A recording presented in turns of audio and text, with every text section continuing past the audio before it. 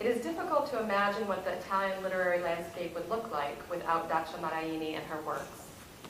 A writer since 1962, she has mastered most literary genres, publishing plays, poems, novels, short stories, essays, and newspaper articles.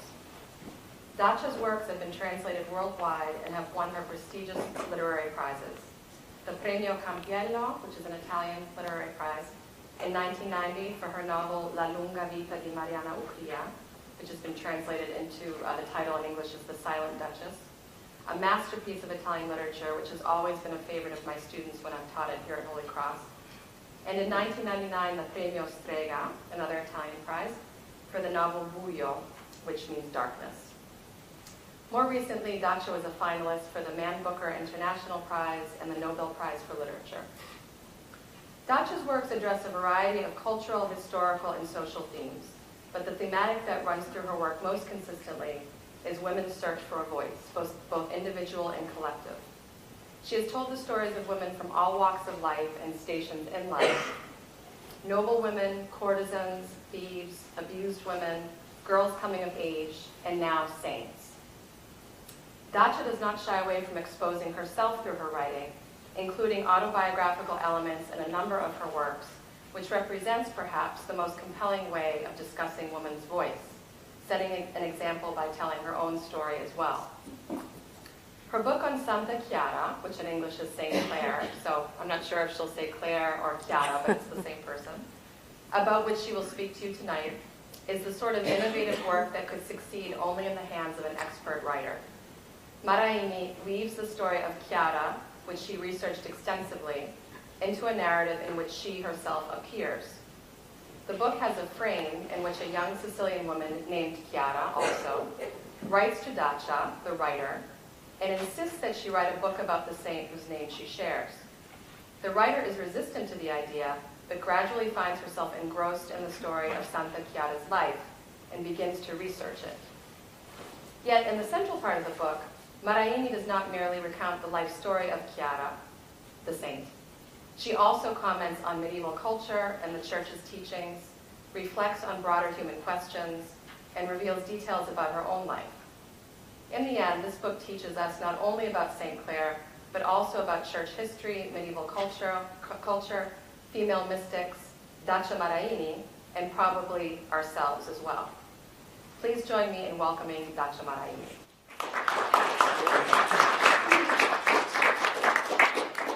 Thank you. Can you hear me? Should be. This is the microphone. Okay. Sounds good? Okay. So, this book is strange because it's about a saint, which is, I'm not a Catholic practicant. So it's a strange thing. Somebody asked me, why? What happens? Are you changing your mind about the religion? I would say no, but I think, as a famous historian, Italian historian, maybe you know, called Benedetto Croce, said once, we can't say that we are not Christian. That means that we belong to a Christian culture. So it was for me a very interesting journey in the origin of the Christian culture.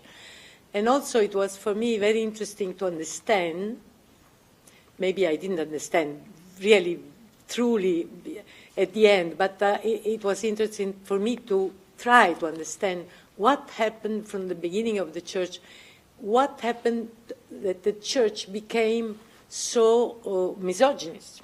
Because at the beginning it was not at all. I mean, the gospel is very respectful, come si dice, verso, toward the women.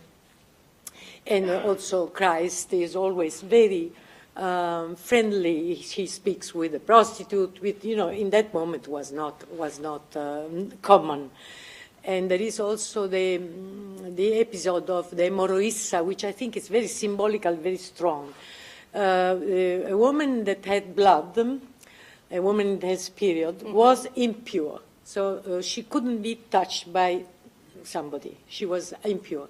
So when Christ is a moment is going around, he was pilgrimaging everywhere.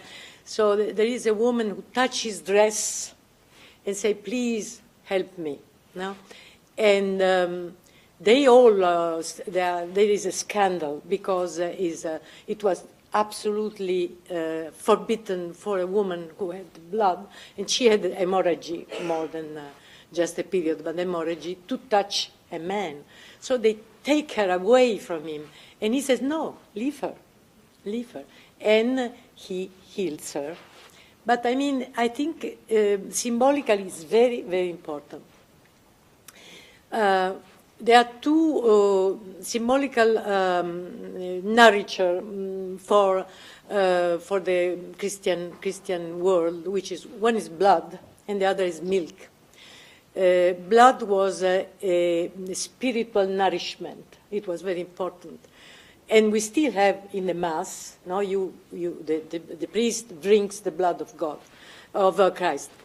So blood has remained as a very important symbolical nourishment. Milk was, at the same time, it was, but then it changed. I will tell you, I will start with a dream that Saint Clare has one night.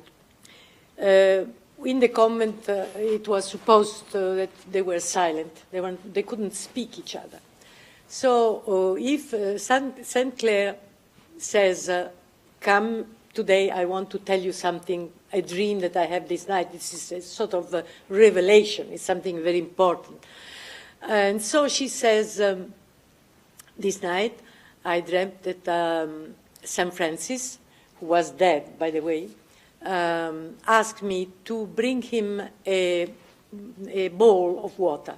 So she said, "I saw a stair going up. So I started to go up to the stair, on the stairs, and I found very easy. It was very steep, but it was easy. So I went on. At the end of the stair, I found St. Francis,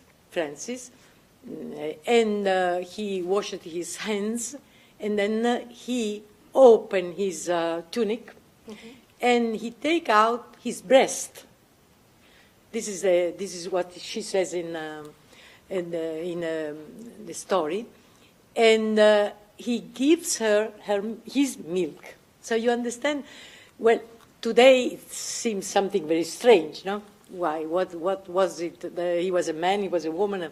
Well, in the imagination of medieval imagination, this was very common. Then the church lost this side, but the first giving of spiritual aid to a person to another was through milk.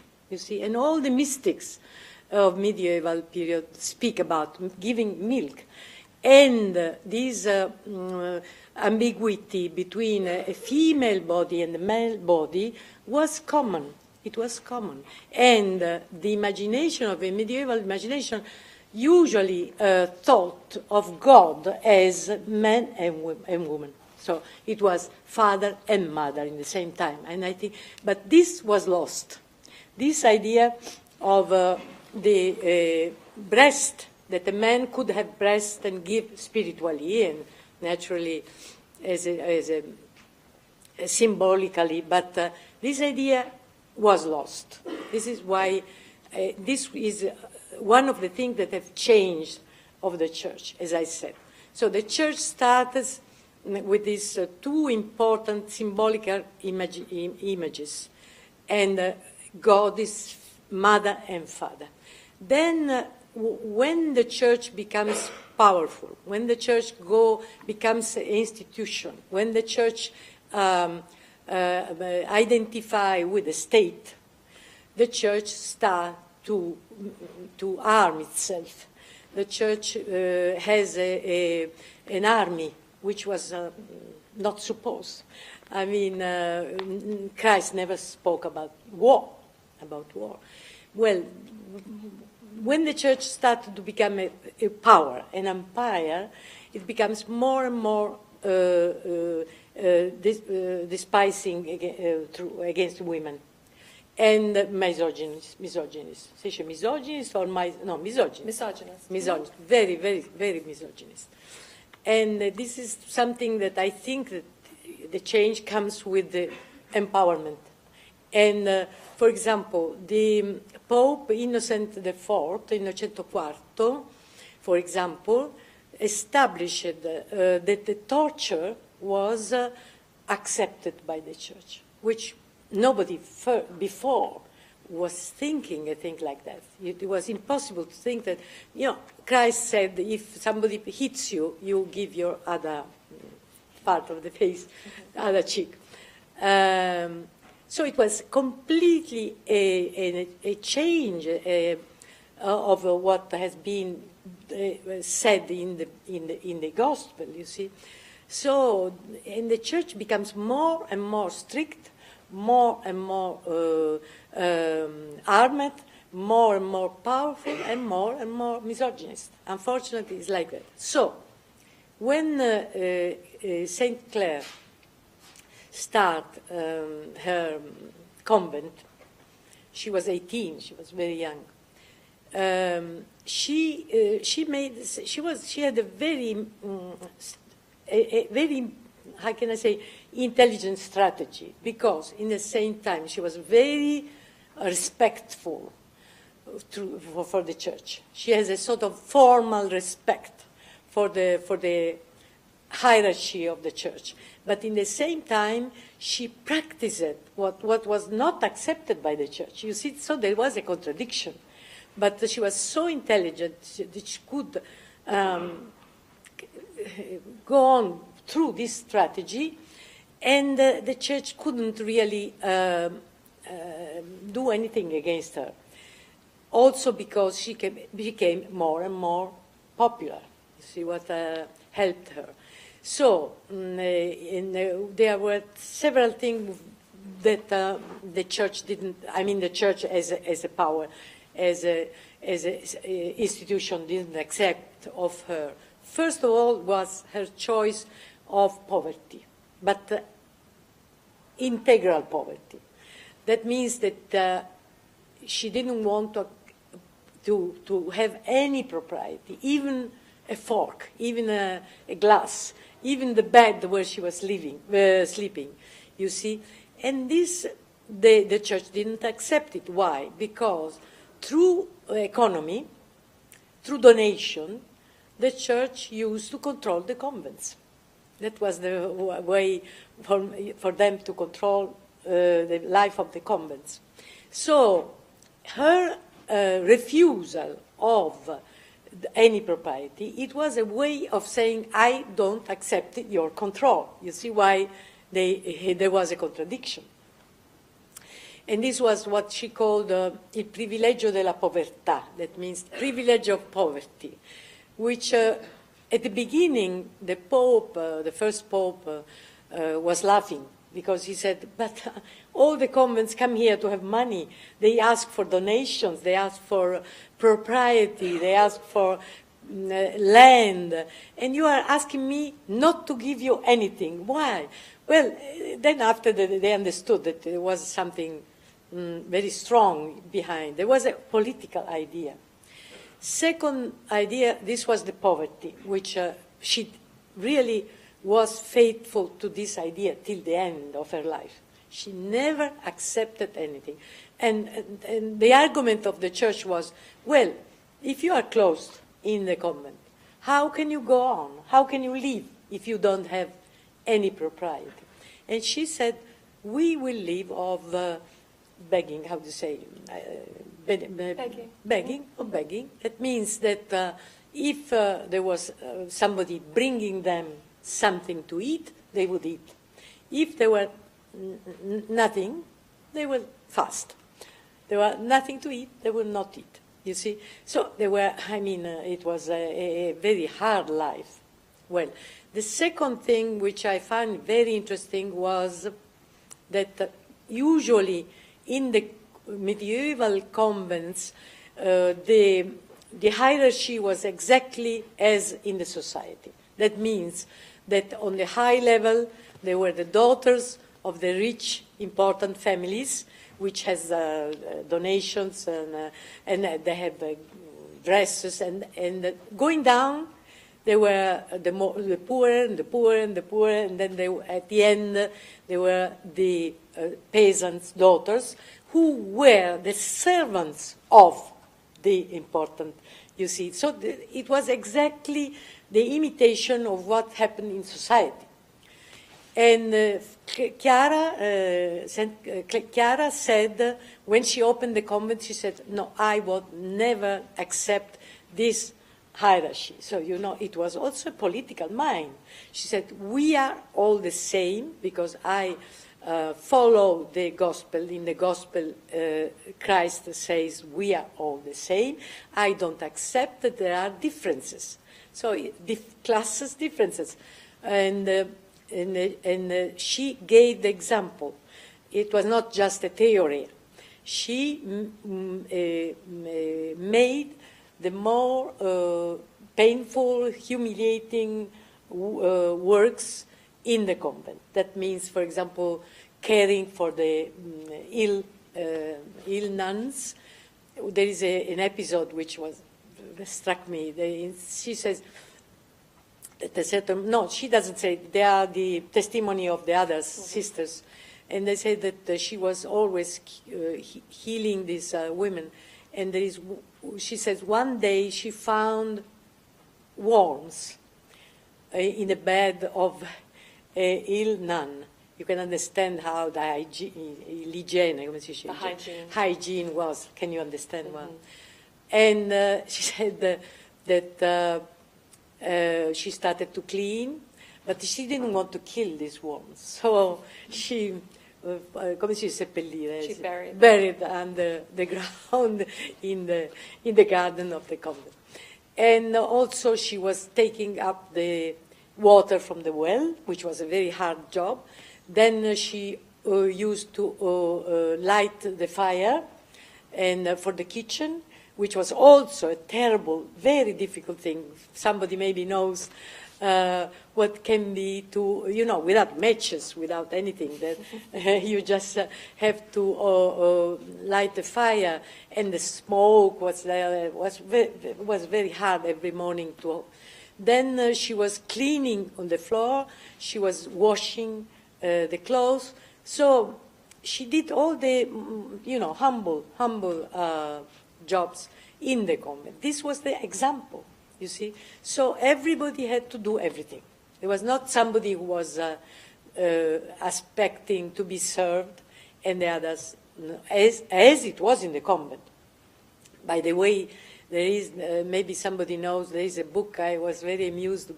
I read I found it here in the States. It's a book by Eileen Power, a woman who wrote a book about medieval convents, and there is a portrait of a abbess, who is terrible because she's very, she's very arrogant. She pretends to be served. She's very well. You can understand. So the strong difference with Chiara. Chiara, she says, I don't want to command, for example. She didn't want. But she was forced to become abbess because St. Francis asked her. Because he said, well, you founded this convent. You have to represent it. So you have to become an abbess. And she said, I obey. But in the same time, she refused to command. And she refused to punish. That was also another very important thing, because medieval society was a very punishing society. So the idea of punishment was very strong. And she refused. And when there was a girl, because, you know, they were followed by very, very young girls, sometimes 12, 13 years old, they were coming to the convent to become nuns. When one of these girls found too hard to make this life of fasting and sleeping on the floor, because they were sleeping on the floor with just some straw, come si dice? Sì, paglia, straw. and they had as a cushion a stone of the river, and so, you know, for some of them was too hard. So they were rebel, and she didn't accept to punish her. She would pass all the night speaking with the girl, trying to convince her. And if she was not convinced at all, she would start to cry. This is very strange, because and then they say, well, when an abbé start to cry and ask you with such a sweetness and such a kindness to change your mind, you can't refuse. No, they say that. Well, my fount of no inspiration, okay, of what I found more important for me to write a book was a book published by a very small publishing house in Assisi called La Porzuncola. And they are the only one who published a book of the canonization. That means that all the testimony of the sisters of Chiara who were in the convent. So they were the only one who had lived with her, you see, because all the biography came after 70 years, 100 years. So they are speaking about something they don't know. They didn't really met her. Instead, these testimonies are very interesting because they are the sisters who lived with her for 20 years, 30 years. She lived, by the way, 29 years in the convent. So they lived with her, and they speak about the life of the convent, how they lived every day, the everyday life of the convent. And for me, it's been very, very important because I could, with this book, enter in the convent, try to understand how they were living, what was their daily life. For example, they were going barefoot. Well, you understand, there were no carpets on the floor.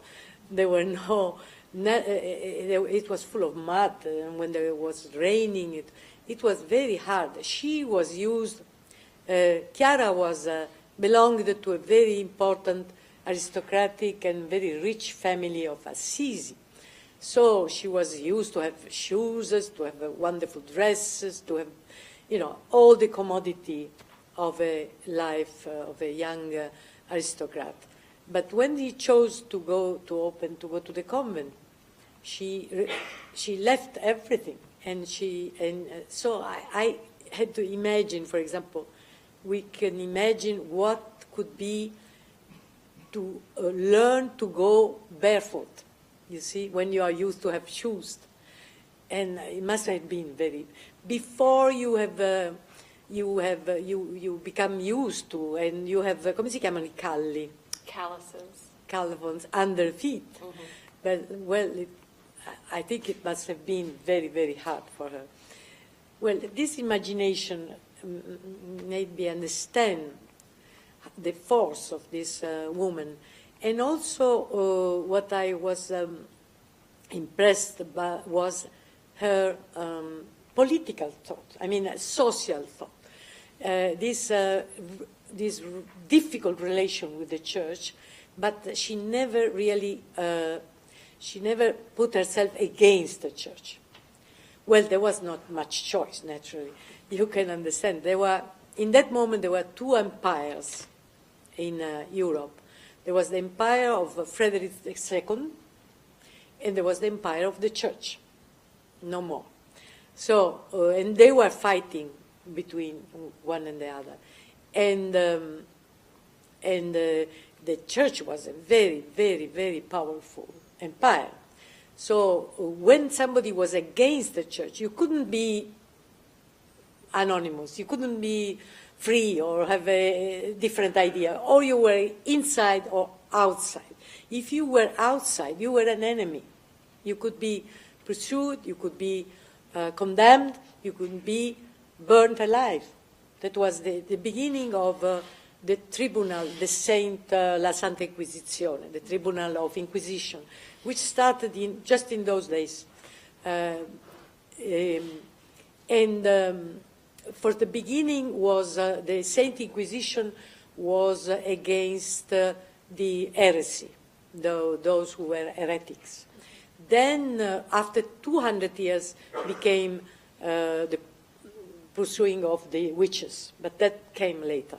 But the beginning was against heretics. And they have been very, very, very hard. You know, they were using torture, and before giving death to somebody, they had to confess. The person had to confess, and they used the torture to make the people confess. But, you know, nobody was not confessing because they were so hard tortures that everybody confessed at the end. It was impossible not to confess. And, this started in those days, as I said, and for example, there was in Europe, there were the Catars or come si chiamano? Vabbè, the Catars. The Catars were also believing in the gospel, but they were against the church. They were not accepting the system of the Pope and the church, and the authority of the church. And the church considered them enemies. And, for example, the town of Béziers was a town in France, was in majority Cathar. The church sent the army, which was very strong, 5,000 people going to make a war against the Cathars, and they in 6 months they killed 20,000 persons. You can understand what was to be an enemy of the church. It was not so easy. You know, it was very dangerous. So this the intelligent strategy of St. Francis first and Chiara secondary was of being inside the church, trying to change the church from the inside, but in the same time being very strongly against what they consider the corruption, this way of making the war. For example, they didn't accept the war. No, St. Francis, for example, there's a very nice episode in which they are preparing a crusade. And, you know, they were going from Italy to Egypt, then from Egypt to Palestine, no? And they were preparing this crusade. There were hundreds and thousands of people going there. It was an honor to go and conquer, you know, the place where Christ was born. And St. Francis said, I will come with you. But in the same time, he didn't want to make the war. So when they went to arrive to Damietta in Egypt, he said, let me go and speak with the Sultan. So he went there, and the Sultan was like this, because, you know, he was very, how can I say, pompous, very full of gold and silk and wonderful dresses and etc., etc. And he saw this little man, because he was small, piccolo Francesco. He was small, he was ugly. He had, come si chiama, l'orecchia sventola? Ears. Big ears. Yes, ears big ears. And so, you know, he looks very poor, very, how can I say, nothing. No. So when he saw this man, barefoot, coming there and saying, but why we have to make a war? Why we have to kill each other? Can't we speak together? Can't we make an agreement?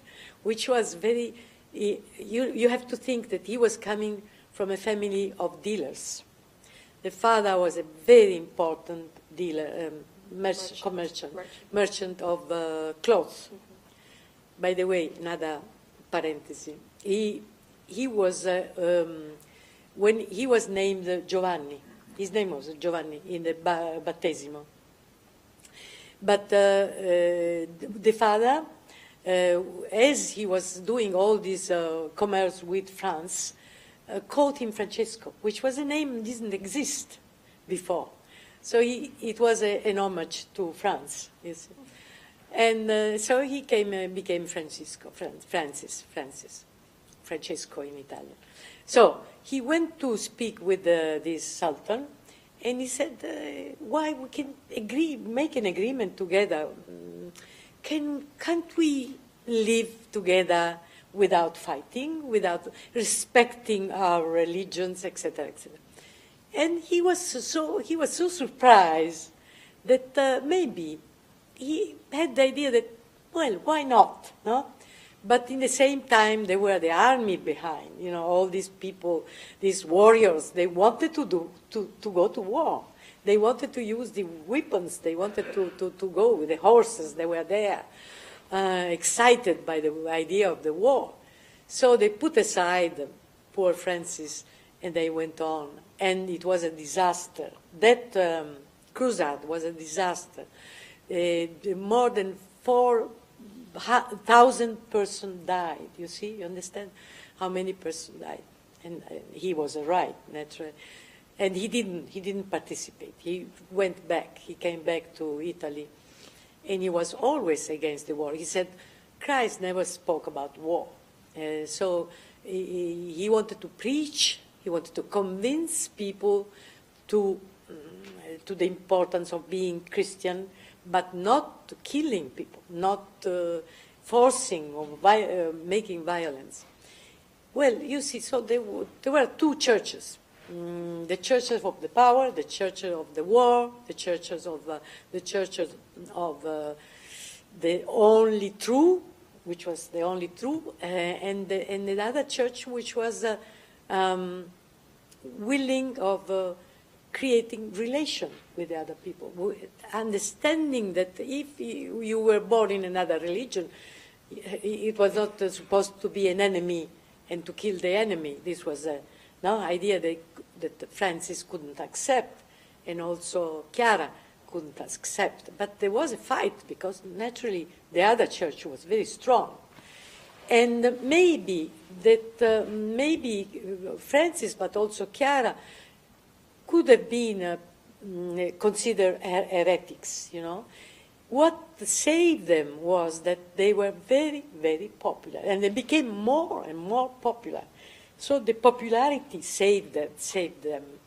And, Chiara, for example, she started this convent with 2 persons. So there were 3 at the beginning.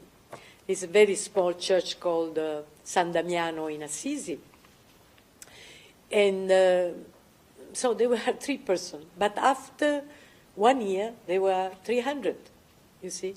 So they were coming from all, because the fame of her sanctity, of her well-doing, of her way of being an abbess, and her following the gospel became so popular that the people were coming from everywhere. And also she was healing people, not healing, made miracles. Come si dice? Guarire. To heal. Yes, to heal, but I mean as a miracle. Mm-hmm. That the people, they were bringing, first of all, they brought her little children. They were called mammoli. They brought mammoli, the peasant, for example. They were ill, and she posed a hand, and they were healed. And then slowly, more and more people were coming. So she couldn't go out from the convent, but the people were coming in, you see. And she became also famous because she was healing a lot of people coming in the convent. Naturally, the more were women and children, because men were not supposed to come inside the convent. But she was so popular that her fame not only went around in Italy, but also over the Alps. And at a certain moment, the daughter of the king of Bohemia Agnese di Bohemia, wrote her a letter to ask how she could open a convent of Clarisse. Clarisse is the name of those who were following Chiara. And there is a correspondence with, we have only 4 letters last remained, and they are beautiful. I can tell you, really, they are beautiful, beautiful letters. And that was what saved her from the condemnation of the church. By the way, she was asking all the time to have the confirmation of the Pope of her rule, which was the first rule written by a woman on a convent. But they never did it. They did it only 2 days before she died.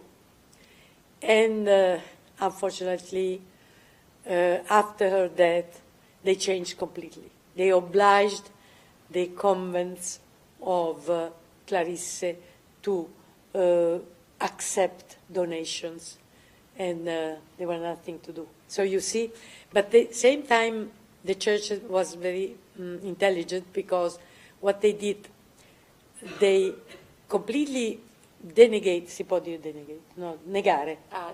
Denied her will. But in the same time, they make her saint. And you know, in 3 months, which was very unusual, because usually it takes years. But she died in August, and in October, she was already became saint. So there is a very interesting collection of testimony of these nuns that have been put together in a book, and who they decided to make a saint. So they made their saints. They put them on a sort of come si dice, throne, but in the same time they changed her will. Even the same thing happened with St. Francis, because they were for poverty, for fraternity, for following the life of Christ. And you know what the worst thing that could happen is that this happened after the death of Francis, is that the Franciscans have been called to participate to the tribunal of Inquisition. You see, so Francis would have never accepted, but things have changed after his death naturally, and they had they participate to this horrible thing, which was the tribunal of Inquisition. You know, in which people were tortured to say something out of the imagination. Well, another thing that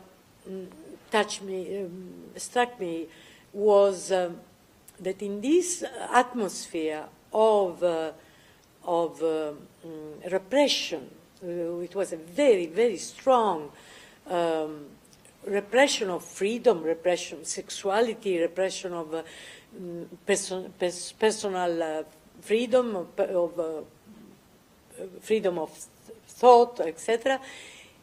What happened? That people became very visionary. How do you say? No, visionary. Mm-hmm. The people started to see things that today we would say, well, he's mad. No, but they were really seeing things. No, they were seeing, for example, the devil, very often everywhere, under a chair, behind the door, on the window. A cat became very easily a devil, a form of embodiment of the devil. There is, for example, a letter by Saint Catherine, Caterina da Siena, in which she tells how she's thinking about how the devil can go inside the body of a person. No? And she says, well, the more easy way is through water, because you drink water and the devil goes down, you see. And she says that she sees in a moment a person who is drinking water, and she says she's seeing the little fingers of a sort of spider who goes in the throat of the... And she said that was the devil, you see. So they were all visionary. They were seeing not only devil, but also angels. Angels were everywhere. There were angels everywhere. And they were, for me, as a writer, it's very poetical. But I must say it's very strange also to see all these people were seeing strange things. They were seeing also animals becoming people or people becoming animals, for example. This was very common. Or because it was all magic, you see. The magic side of life became so important that the people believed, you see. And so when you can read this book, which is called Malleus Maleficarum, this book came afterwards when the tribunal started to judge the witches. No, this is already 14, but you read in this book things that you say how they could believe in this. So they were torturing somebody. They were saying, "Well, how did you go in that room in the night and flying? Then you opened the chest of the boy, you took out the heart of the person, and you put inside, you eaten the heart, and you put inside a straw heart, and then you close it again, and the boy is still there." You see?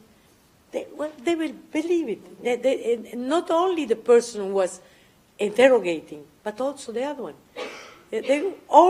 Everybody believed in this sort of, I don't know, visions, very strange things. And it was, society was completely made of visions. This made me maybe understand a little more about medieval culture, which maybe we have some stereotypes, the ideas. In a way, it was very interesting because they could really have other feelings of us. They could see things that we can't see anymore. So they had a sort of feverish imagination. Si può dire? Febbrile. Feverish imagination, which did work.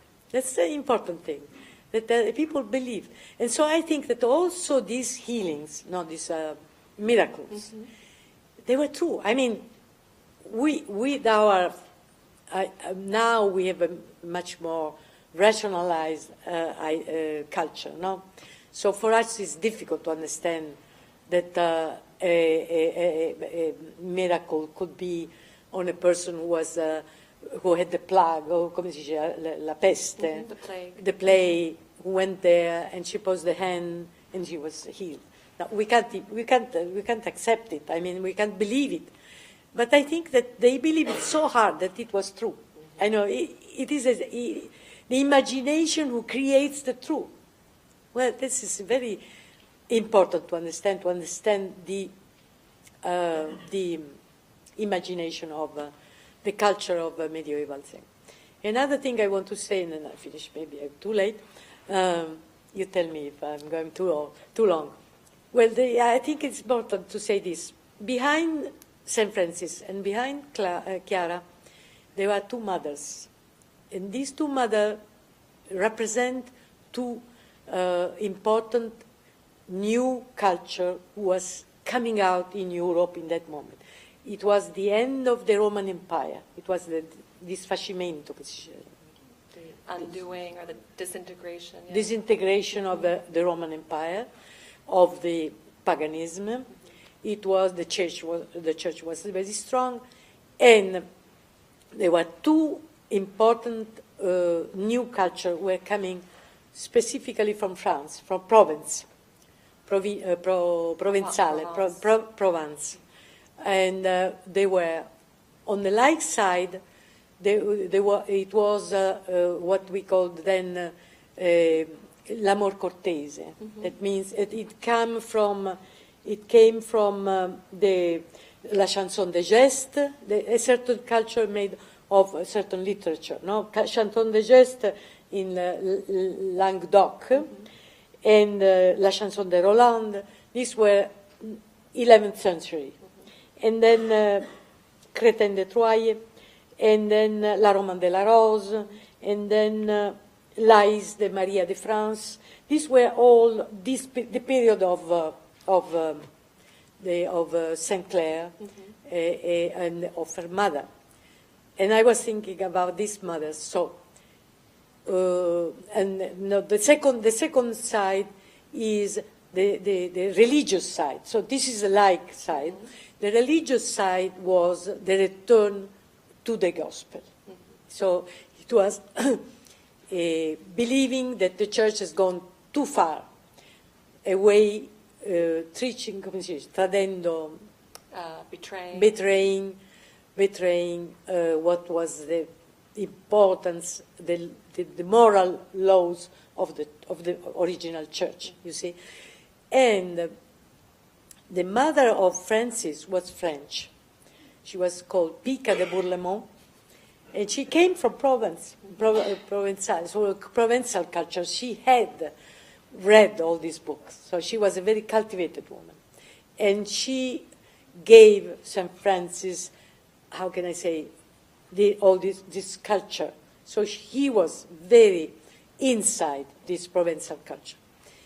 On the other side, the mother of Clare was Ortolana Fiumi. She belonged to a very important family. She was not aristocratic, but a cultivated family, very cultivated. She went alone to Palestine, which was something very unusual for a woman to walk, to go alone. You know, traveling was very dangerous in those days. You know, you could be, how do you say, rapinata, kidnapped. You could be killed by them.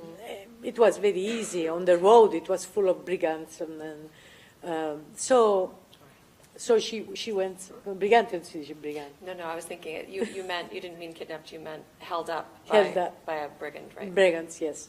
So, and she went alone because the husband was other side. She went alone, and she wanted to see where Christ, but she didn't want to go to make a war. She just wanted to see where Christ was born.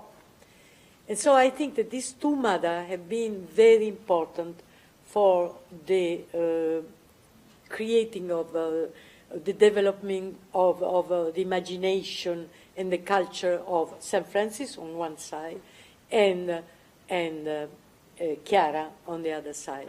You see, so it was not only how can I say an invention of somebody who just has a faith, but it was a culture. It was something that it was renovating the European culture. So they are the sort of figure, symbolical figure of something very new, which was coming from France, from La Provenza, but it was going around. It was not just an invention of Francis or Chiara. It was something that was going around, but they did it. They how can I say? They testimonied as with their body. With their body. That was the strong thing. It was not only words. Their body were there to testimony these new ideas. So I think that their example has been so important. You understand? This is what I found very interesting writing this book, because I had to read a lot of chronicle, of letters, of diaries, and all sort of documents about medieval period. And I found very interesting, even for those who don't believe, because it's our past, it's our origin. So we come from there. It's interesting to understand how it worked and how it really, for example, this changing of the mentality in which women were so appreciated and so respected in another mentality in women, in which women were despised and considered dangerous. I want just to finish. I want to read a small little citation. Quotation. I'm sorry. Or citation. When I'm tired, I lose words. So I read first in Italian. Three lines. Se gli uomini potessero vedere quello che si nasconde sotto la pelle delle donne, la vista di costoro causerebbe solo il vomito. Se rifiutiamo di toccare lo sterco anche con la punta delle dita, come possiamo desiderare di abbracciare una donna creatura di sterco?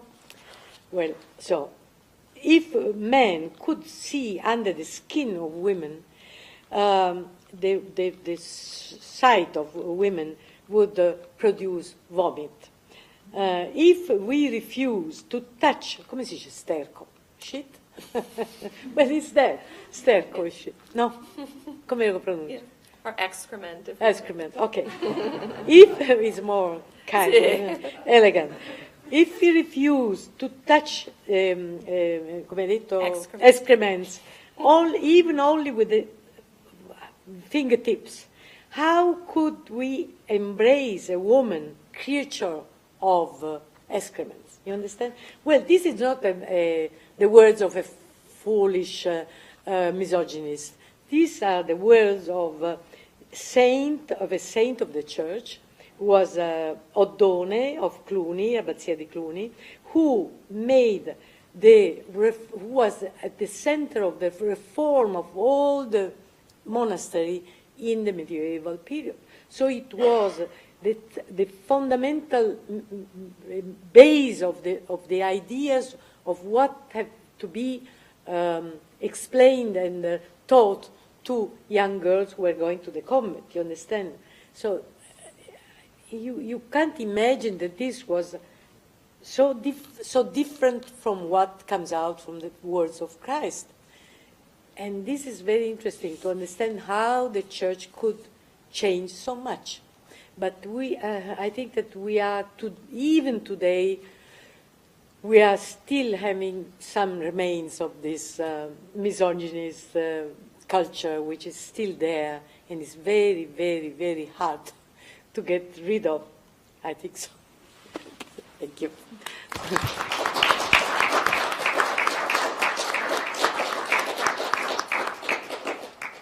Are there any questions for Dacia Maraini? Maybe, what I'd like to see is, I'd like to start is from the ending, actually, where you ended. There is, the book opens up with a series of letters between you and a young woman. Right? And when I read that, I thought, there is so much in here, also for a young woman that is reading this today. Right? And it seemed to me, at least for me, the most beautiful part is that this is history made more, embodied in a sense, right? Because you really make a lot of those situations that maybe Chiara was living come really lively, like alive in the life of a woman today. And so one of the things that I noticed also in the book that for me was very important was putting together the living condition, the conditions of a woman living in 1200s with the condition of a woman living today, also a young woman, and all the sacrifices she goes through, also through her body, to show also her power in a sense, right? Because accepting the poverty and accepting forms of sacrifice is a form of accepting, of demonstrating your power. Right? And this is something that I always also teach to my students, is a reflection on the importance of the sacrifice we have on our bodies, especially with food, but then of course you can do it with a lot of other things. And of course women have, in the last, say, a century, 150 years also, we know very well when it comes to the type of sacrifices that women perform on their bodies, right? And now this is not only women. So I was just wondering if you could maybe say something more about this, considering here we have a number of maybe young women too that have not read the book, but I think what the content of the book and this story speaks to them. Yes, thank you. Yes. Well, it's true that at the beginning I received a letter from a young woman of Sicily who said to me, I feel unhappy or uneasy with my body. I feel that I don't like myself. I'm not at easy with myself. And she says, I'm virgin, and I'm refusing food. I'm anorexic. Well, the word today exists, didn't exist at the time of Chiara. And she says, well, there is something I feel between me and Chiara, not only the name, because she's called Chiara. And I think she was virgin, and she was refusing food. Now, for other reasons, but there is something.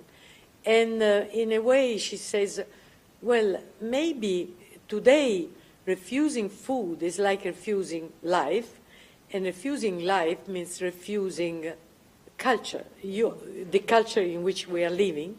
And maybe you refuse the culture in which you are living because it's humiliating you. No, you see? So I found very profound this idea that is not only, yes, it's right, you say, is a form of controlling your body, not to say, I don't eat anymore, or I eat as much as to survive, but not more than that, because I want to cancel the pleasure of food. But I think there is something more. There's really, for example, an ask for spirituality, not a religious spirituality, but spirituality which we lost.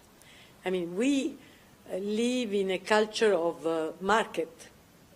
Everybody is merchandise, no? You can buy and sell everything. Ideas, bodies, no, everything. So, yes, everything. And so what becomes important? Belonging, possession. If you possess things, you have a value. If you don't possess anything, you don't exist, you see. But this is terrible if you think. It's about the depossession, the deprivation of the sacrality of the person. Person is not sacred anymore. Not in the religious sense, really as a light sense, but a person should be sacred in itself, or ill or not ill, young or old, beautiful or not beautiful, intelligent or not intelligent, cultivated or not, anything, black or white, nothing, everything doesn't matter. A person is a person, it is sacred as a person, you see. But we lost this in this sort of market. I think we lost this idea, and the value of the person is linked to the belonging. If you belong, if you possess something, you have a value, or else you don't exist. You see the person, for example, the old people who don't produce anymore are considered just there waiting for death, no? Or small children abused because they don't vote, they don't have property, they don't exist in a way. So, and the refusing of food could be a sort of refusing of this culture. This is my interpretation. I could be wrong, but I think this is my interpretation of the refusal of food, which is a very strong thing, because it's death. I mean, refusing of food is death. I know it because I've been in concentration camp for 2 years. We were not refusing food, but we didn't have food enough to survive. We were nearly dying of hunger. So I know very well what brings the lack of food. That means you become ill. You start to lose your hair, you start to lose your teeth, your skin start to, and then you become ill. Or, for example, you are assaulted by a parasite, interior and exterior. You see, all these things come when you're really hungry, when you don't eat. So I think it's not vanity or not only control, but it's something very, very dramatic, tragic. It's a refusal of food, no? And I think that the women, specifically women, but also men, young men and young women who refuse food are, in a way, for me, refusing this kind of society, even if they don't know it, even if they're not aware in intellectual sense. I feel this. I feel this. Other questions? Yes. Well, thank you for the question. It's a pleasure because, well, in my case, I had the fortune of having a grandmother who was a writer, a father who was a writer, so it's in family. It's like, come si dice, DNA, yes, comes from blood. But I started very early when I was 13 years old. I started to write on the newspaper of the school, of my school. So I started very, very, very, when I was very, very young. And, but you know what has been very important for me? First of all, reading a lot of books. I was very poor. My family was very, very poor. We didn't have shoes, for example. I was going around with the coat of my grandfather, make it for me because we didn't have the money to buy a coat. But in the same time, we were very rich of books because the books were in the family from several generations. So we had, I'm happy to have had all these books at my, disposal. Yes. So I was reading a lot. And then what was very, for me, a great school was to create, for example, when I was 17, a review, literary review. It was a really great school because first you have to work with the others. So it's a collective work on literature. Secondary, we had to read each other, so we had to judge each other. Because usually when you write something, you are very young. Where do you go? You go to your father, to your mother, they say, oh, wonderful. You go to your lover, and they say, oh, beautiful. But when you are with others who want to write, the judgment is more critical. And then, for example, we started to think in a sense of literary future, project, you see. So, for example, we translate a lot, and for me it's been a wonderful school. I think translating is very important, also for a writer. And then reading a lot, judging other writings, discussing together about writings, this was, for me, a great school. I would suggest every person who wanted to start to write to pass through an experience like this. Then I started to write to participate to literary review, newspapers, and you start to understand what you can communicate to the others, even in a small scale. Because, they say, oh, I read that your short story, I was amused. This thing I didn't like very much, or the other thing I liked very much. You start to understand what is your talent. Mm-hmm. So I would suggest to a young person to, first of all, to read, because that's very important. Because I know lots of people who write without reading. That doesn't work. Is as you want to, for example, to compose music without knowing who is Bach or, I don't know, Paganini or, you have to be inside, because writing is an artifice. People sometimes mistake, because they say, I speak, so I write. It's natural, which is not true. Speaking is something. Writing is another thing. It's completely different from speaking. So it's an artifice. is an artificial thing that you apprehend, impari, that you learn. You to learn. You don't born writing. Something that you learn, like all the arts. You learn. So you have to practice a lot, and then write a lot, and then making it first of all confrontation with a small how can I say group of readers, then going on. The worst thing is to write a big book and send it to the publisher. That's the thing I would suggest nobody. No, because they don't read. They have too many of these manuscripts arriving. Then you depend from somebody who is reading. But if you slowly make a small group of readers, you understand a lot of what you can do. And I think, well, for me, it has been a very, very good school. You know, I'm interested in the mystics.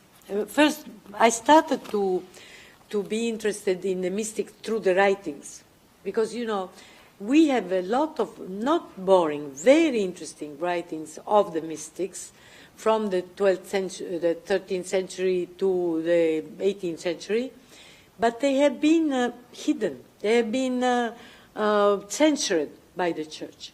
You know why? Because they were very sensual writings. That's the problem. And they didn't like the idea of this. But they are beautiful writings, and they are not boring at all.